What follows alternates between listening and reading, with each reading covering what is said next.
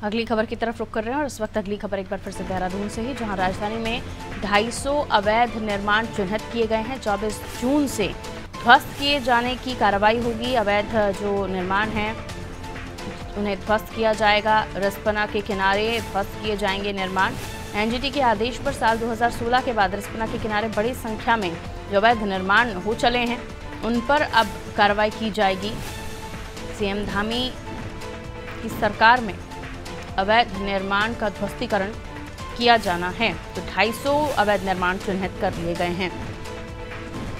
सोनू हमारे साथ बने हुए हैं इस खबर पर जानकारी के लिए। कितने पुराने यह निर्माण होंगे सोनू, जिनको अब ध्वस्त किया जा रहा है और 24 जून से जो है ध्वस्तीकरण की कार्रवाई की जाएगी?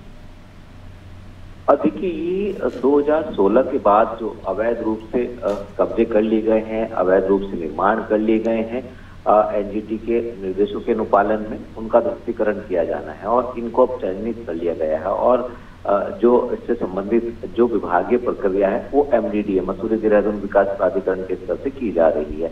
ये एक पहलू है जो रिस्पना नदी में अतिक्रमण का मामला है, लेकिन अगर हम पूरे उत्तराखंड की बात करें, अलग अलग विभागों के अधिकार क्षेत्रों की भूमि पे हुए अतिक्रमण की बात करें और समय समय पर विभागीय स्तर से चलाए जाने अभियान पर गौर करें, और इसके अलावा समय समय पर जब जनहित याचिकाएं कोर्ट में दायर की गई तो कोर्ट के निर्देशों की बात करें, एनजीटी के निर्देशों की बात करें, सरकार के मुखिया के निर्देशों की बात करें, तो इसमें कहीं ना कहीं राज्य गठन से लेकर पारुल अभी तक की अगर हम बात करें तो जो इसमें ये जो पूरा का पूरा मामला है इसमें सियासी विल पावर कम होने के कारण जो है ऐसा हुआ है। जब राज्य गठन हो रहा था उसके बाद जब नदी किनारे लोग बस रहे थे, आखिर तत्कालीन सरकारों ने उस वक्त इस पर गौर क्यों नहीं किया? आज जो बड़ी तादाद में अवैध रूप से निर्माण हो गए, सरकारी भूमि पर अवैध रूप से कब्जे कर लिए गए, आखिर इनका जिम्मेदार कौन है? तो कहीं ना कहीं इसमें जो सरकारी तंत्र है, जो तत्कालीन सरकारों के अधिकारी रहे हैं, उनकी इच्छा शक्ति जो है वो कमजोर होने का ये परिणाम है। आज इस पर सियासत हो रही है और जैसे ही निकाय के चुनाव आते हैं तब अतिक्रमण की बात आती है। हालांकि